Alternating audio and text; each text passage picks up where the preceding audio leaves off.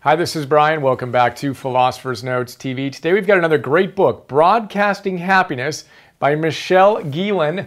Broadcasting Happiness, subtitle, The Science of Igniting and Sustaining Positive Change. Michelle Gielan is a fascinating human being. She's a former CBS News anchor who then went on to study positive psychology with Martin Seligman at the University of Pennsylvania, and also married Shawn Achor, another leading positive psychologist. And together they formed an institute called, what is it called? The Institute for Applied Positive Research. And Michelle wrote this great book down there, Philosopher's Note here, 5 of my favorite big ideas here that we're going to explore. So the idea is we need to broadcast happiness. That positivity has very, very powerful, scientifically proven benefits in our lives. Here's something to think about. We'll start with our first idea, success. They've identified, they've worked with something like a third or more of the Fortune 100 companies out there, Michelle and her husband Shawn have, and they've identified that 3 factors lead to about 75% of success in business. And this should be part of anyone's hiring process. These are the 3 things. Quick look. 1 is optimism, 2 is engagement, and 3 is social support. So optimism, we talk about it all the time. Optimism is huge. Martin Seligman, she talks about, her mentor, wrote the book, Learn to Optimism. Check out our note and episode on that for more. But the basic idea here is when we are optimistic, we believe that our future is going to be better, and we believe that our behavior is going to be what makes it better. If you're pessimistic, you don't think your future is going to be better, and you don't think you can do anything about it. You tell me which individual is going to be more impactful and successful at work. The optimist, of course. And all the research shows that unequivocally. That's our first variable. We want to be a work optimist. The second one is around engagement, and that is related to dealing with stress and challenges. So the individual who's engaged powerfully in work is going to experience stress, but they're going to see it as fuel for their growth. They're not going to get overwhelmed by it, right? They're engaged constructively with their challenges at work. And then the third is the social side of things. What's fascinating about the social side is that if you want to predict someone's success, look at, one of the variables is, look at how much they're helping others. Not how much help they're getting, but how much help they're giving. Michelle calls this being a work altruist. Trying to find ways to help other people is one of the most powerful ways for you to increase your level of success. Amazing stuff. So you want to have deep social support. You want to give a lot of support. You want to be engaged, see stress as, fuel for your growth, and you want to be optimistic, knowing that your future is going to be better and that your behavior is going to be the reason why. Quick look at the 3 factors that they say leads to 75% of success. If you're hiring people, yeah, okay, sure, you can look at grades and scores or whatever, certain technical skills, but look at those 3 qualities and attributes as well. Second idea here is power leads. So Michelle uses the metaphor of broadcasting, being a former anchor, right? She talks about broadcasting obviously throughout the book. So one of the ideas, the first chapter actually, is about power leads. So if you're watching a news show, the first story covered is called the lead, right? She says that in our own lives, we need to create power leads, positive interactions right at the beginning of an interaction. And apparently research says that if an interaction starts positively, it's likely to end positively. If it starts negatively, it's likely to end negatively. Knowing that, we want to do something about it. And she says we need to broadcast happiness and positivity by having power leads, having simple but effective ways to initiate our interactions with people. In business, that can be something as simple as starting a meeting with 5 minutes of gratitude or progress. She talks about progress all the time. She and Shawn both talk about progress as a catalyst for momentum. You got to celebrate how far you've come. So if you have a challenging meeting, rather than launch into all the challenges, start with a few minutes in a positive lead and be grateful for different people or celebrate the progress you have made, even if you've kind of bumped your heads and need to recover and deal with some challenges. In parenting, she says, when your kid comes home from school or you pick them up from a sports activity or whatever, start with a power lead. Say, hey, what was the best part of today? What was the best part of your sports experience or your day at school or whatever, right? That's a power lead. Even email. She says something as simple as saying, hi, first name, hope you're doing great, and then get into what you want. That's a power lead. Know that if you start positively, you tend to have the outcome that's positive as well. Therefore, use a power lead. Third idea here is rational optimism. Rational optimism. So she talks a lot about positivity and how it's one of the most underutilized natural renewable resources we have at our disposal, but we're not talking about irrational optimism. Irrational optimism is I'm going to ignore all the negativity. I'm going to pretend that nothing negative is going on. That's not what we're talking about here. We're talking about rational optimism. Rational optimism looks at the negative, looks at it directly, takes it head on, but strategically chooses how we're going to interact with it, right? We're not going to be overwhelmed by all the negativity. We're going to look at it and go, okay, cool. That's a challenging situation. I'm going to approach that as well as I can. And I'm going to talk about a way to do that in the next big idea. But I want to establish the idea of rational optimism first. We're not talking about irrational, fly away into pure positivity, ride away on your unicorns into a never-ending rainbow. We're talking about dealing with reality constructively. And when I was reading this, and in the note, I reflected on the fact that this reminds me of you can have rational or irrational visualization. So Gabrielle Oettingen, one of my favorite books last year, Rethinking Positive Thinking, she told us that irrational visualization is what, unfortunately, most people do when they visualize. They just imagine the best possible outcome. Oh, yes, that's going to happen, and it's going to be so great. And don't tell me about any of the negative stuff. I don't want to hear that, because the secret is you got to just focus on the positive, right? Well, that's irrational visualization, and Oettingen's research is unequivocal. That's less effective. What you need to do is start with the positive, for sure, see the outcome and the benefits you're going to have, wish, and then outcome in her model. Then you continue with obstacles. You want to rub your positive fantasy up against reality and see that, oh yeah, I might face that obstacle. That will definitely be a challenge, right? Then you create a plan to deal with that obstacle so you can experience the outcome from fulfilling your wish. She calls it WOOP, wish, outcome, obstacle, plan. We want to have rational visualization, not irrational. We want to have rational optimism, not irrational optimism. Third big idea. Our fourth one is one way that we can be rational optimists, which is fact checking. So another thing a journalist does, a good broadcaster, fact checks their story before they go live with it. So if you want to be a rational optimist and a healthy human being, you need to fact check the things you're saying in your head. So let's say you're stressed out, right? You have a stress in your life. We're not going to ignore it as an irrational optimist. But what we want to do is fact check it, which is kind of a fun tweak on a lot of the cognitive behavioral stuff we talk about in like Sonia Lyubomirsky's How of Happiness, Albert Ellis's Guide for Rational Living, basically challenging negative thoughts. So what she suggests is you start with identifying the negative, what's the stress in your life? Write it down, look at it. And then write down the facts, right? The facts as you see them, right? All the negative stuff that might be present in your life, creating and contributing to that stress. Then you create what she calls fueling facts. So too often when we're really stressed, we're only seeing one side of the equation. We're just seeing the negative.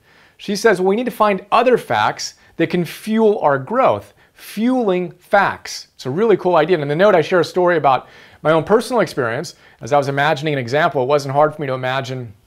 One of the most salient for me was a year and a half ago. As I've discussed many times in these episodes, I significantly pivoted our business.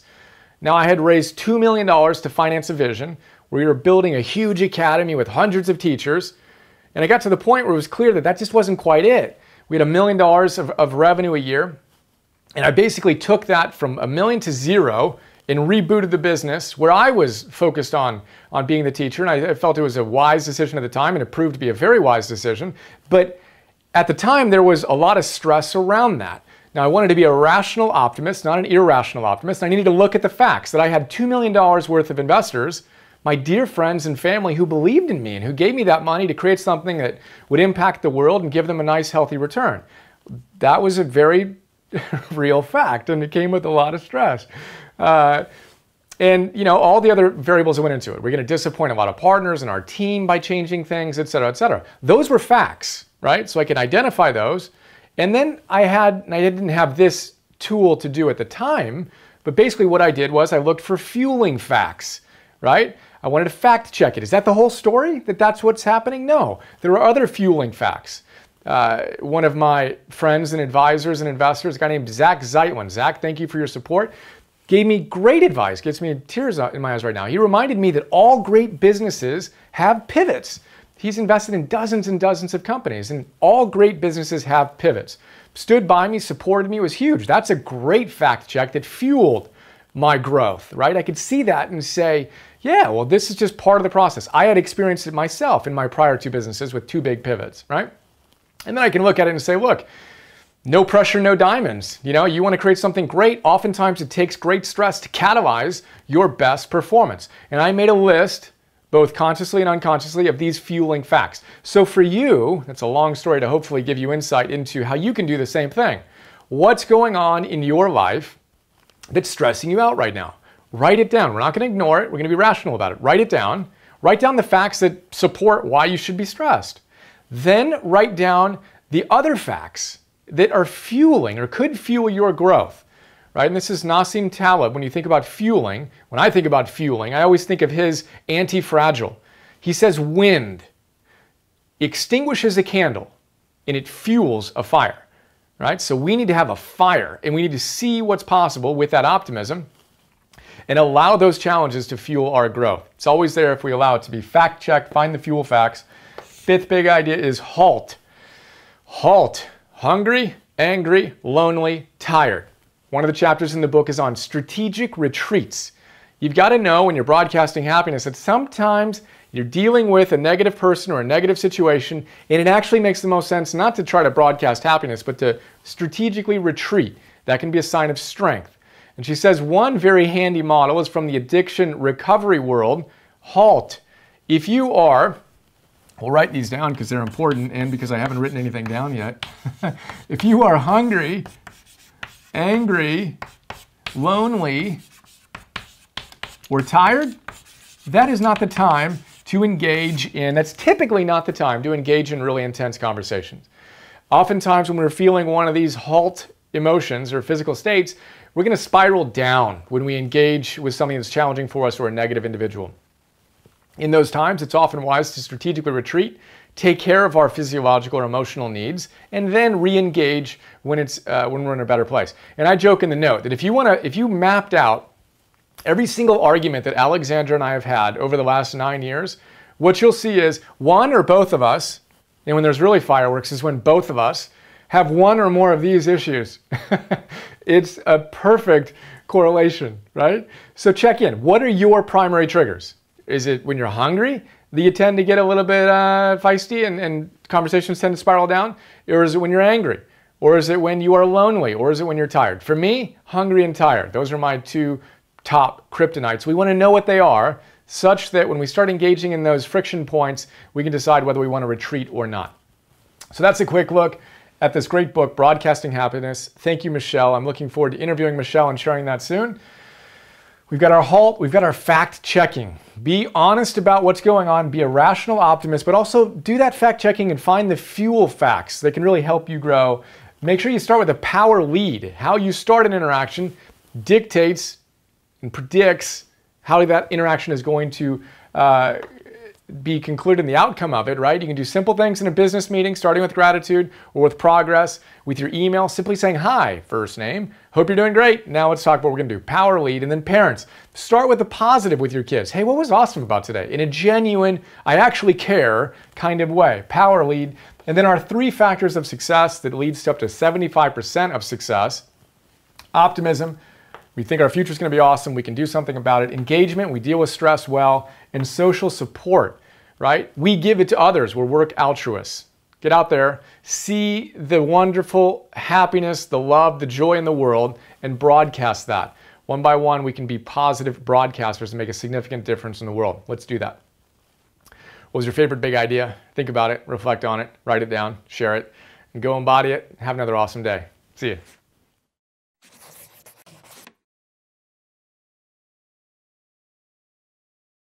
Hi, this is Brian. I hope you enjoyed that PNTV episode.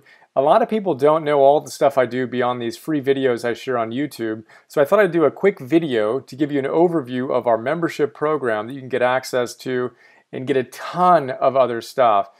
So here's a quick look. $10 a month, join the Optimal Living membership program. You get instant access to 250 philosopher's notes on some of the best optimal living books out there. Old school classics, positive psychology, modern stuff, mindfulness, peak performance, purpose, neuroscience, wealth, etc. And what you may not know is that in addition to the PNTV episodes, I create PDFs on all of these great books. So 6-page PDFs. Let's take a look at one of them. Joseph Campbell. You want to figure out how to live your hero's journey. Well, this is a great place to start. I basically pull out my favorite big ideas, riff on them, connect them to other books and other ideas, and help you apply this wisdom to your life today. That's what the PDF looks like. Again, we have 250 of these on all these different great books. And then I record those PDFs as an MP3. So you can listen to that MP3 while you're on a walk or working out or doing some errands or whatever. That is Philosopher's Notes. A lot going on there. And then in addition to Philosopher's Notes, you get access to Optimal Living classes, Optimal Living 101. Idea here is that all those great teachers come back to the same big ideas again and again and again. I distill those ideas into classes.